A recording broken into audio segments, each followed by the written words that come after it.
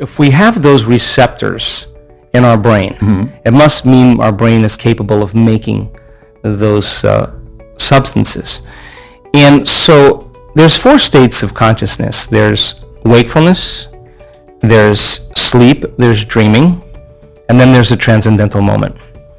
And when you've had enough of everything in this 3D world and nothing new is happening, you start wondering if there's something else. And so for me, you have a few mystical moments when you're a kid or in your early part of your life, and you start chasing that experience. And so for me, I wanted to understand if there was a bridge between that world where there are infinite number of dimensions and this three-dimensional world that we live in. So my interest in explaining this mystical science of the pineal gland is really thinking of the pineal gland as the brain's radio receiver. And it can only be activated through a certain process. And we have the most beautiful brain scans to show that we're seeing a trend. That when a person begins to take their attention off of everything material, three-dimensional reality, a narrow focus on matter, a divergent focus, and they begin to broaden their focus, begin to open their focus and create what's called a divergent focus. When they do that properly, the act of opening their awareness and putting their attention on nothing begins to suppress this thinking brain and slow brain waves down into alpha, but not just any kind of alpha, very organized, coherent alpha. And now we're seeing the beauty of when they really can just allow their body to rest and almost fall asleep and keep their mind awake. There's this door, there's this opening. And when they silence the activity in the neocortex, they get beyond their analytical mind, their thinking brain, that memory bank of the known self. And if you're in theta, there's very little brain activity there, so you're aware, you're kind of conscious in your subconscious mind. Now we start to see very profound patterns where theta levels, and even delta now, become the primary frequency in the brain. And not just a little theta, not just a lot of theta, like a lot of theta. And when you see that way outside of normal, we now know what's about to happen. We now know in the next instant there's going to be an arousal. And now the sympathetic nervous system switches on when you feel pain, when you feel fear, and when you feel anger or aggression. And it's mostly survival stuff. But when this latent system switches on, and the sympathetic nervous system switches on, the arousal that's created is energy moving from the body right up into the brain. And when that gate at the brainstem called the thalamic gate opens up, and that energy rushes all the way up into the pineal gland, the moment that happens, the brain goes into what's called gamma brainwave patterns. Now, the amount of gamma that we're measuring is not a lot, not a real lot, not a super amount of a lot. It's like Hulk levels. Like extraordinary amounts, like hundreds and hundreds and hundreds of standard deviations outside of normal. Now, the amount of coherent gamma in the brain in that moment is a sign the person's having a very subjective experience that we're measuring objectively. They're having a full-on sensory experience without their senses. And whatever's going on between their ears, the vision that they're having, they're not visualizing. It's happening to them. In other words, if your senses were heightened by 25% right now, everything you were seeing, hearing, smelling, tasting, feeling, if your senses were heightened, your awareness of everything around you would be heightened. And awareness is consciousness. You can't have consciousness without energy. So now, all of a sudden, the energy in the brain goes way up. And the person now is literally in a whole nother world. They're in another dimension. That's why the pineal gland is called the third eye, because it's a profound vision. Now, once the autonomic nervous system switches on and it goes into gamma brainwave patterns, that radio receiver has tiny little calcite crystals, stacked rhombohedrons that are on top of each other.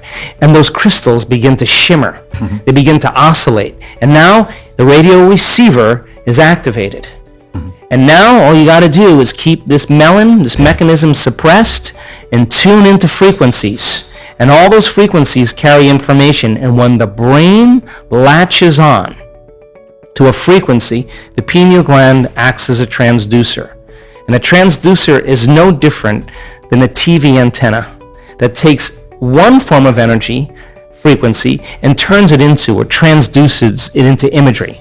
And the pineal gland begins to release upgraded versions of melatonin. Melatonin already causes us to dream, but now, you're going to really dream. It already causes us to relax, but now you're going to make a benzodiazepine. You are going to chill way out. You are no longer going to be in survival. The melatonin is already an antioxidant, but you're going to make two of the most powerful antioxidants known to man: anti-cancer, anti-aging, anti-heart disease, anti-stroke, anti-neurodegenerative, anti-inflammatory, antimicrobial. 2 molecules. Release the same chemical in the brain that hibernating animals produce. No sex drive, no appetite, no preoccupation with the outer environment. That means you move out of survival, the body goes into stasis. The body can dream for as long as you want. And now, all of a sudden, you start to release the same chemical found in electric eels. What is that? The nervous system is going to become electrically activated. The amplitudes of energy are going to go up in the brain. There's going to be a profound firing. And then you make that one amazing chemical called dimethyltryptamine. And that begins to switch on. And what happens is, you no longer move through space to experience time. You move through times, and you experience dimensions or spaces. And the biggest lie that we've ever been told is that we're linear beings living a linear life. We are dimensional beings living a dimensional life. And when the doors of dimension open to you, and you get a glimpse of how big this really is, you are going to care less about politics. You're going to care less about who's famous and who isn't, because you're going to realize you're all of that and more. And all of a sudden now, we have people that have switched this system, this latent system on, and they have a greater understanding of who they really are. And it all of a sudden shows that there is no past life. They're all happening now. I don't know how else to say that. And when we activate this latent system, the information that's being translated into profound imagery, that experience, that rich experience enriches the brain.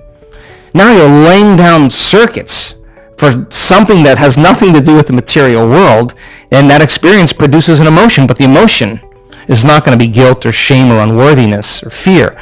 The emotion is going to be ecstasy or bliss. And the stronger the emotion you feel, the more you're going to be paying attention to those pictures in your mind. And literally, you're going to begin to rewire your brain for the mystical. And when you open your eyes and you come back to your senses, you're going to see a broader spectrum of reality. You're going to begin to see what has always existed, but you didn't have the circuits in place to experience them, because we don't see things how they are. We see things how we are. So now the person all of a sudden opens their eyes, and I've had this happen. You see colors and light like you've never seen before. You hear. Everything's melodious. Everything's unified. It's the smell, the taste, the feeling of everything is just enhanced. And we're here in three-dimensional reality for that. I mean, we're here to really experience life fully. I mean, that's why I'm here. But I'm not going to be guilty. I'm not going to be sad. I mean, how many times have we done that? I mean, that mystical moment, when you have that experience and you begin to perceive in a whole different way, and you connect it to that intelligence, you will see that energy, that intelligence in every human being, in everything around you, and you'll feel more connected and less separate. And I think that's why we're here.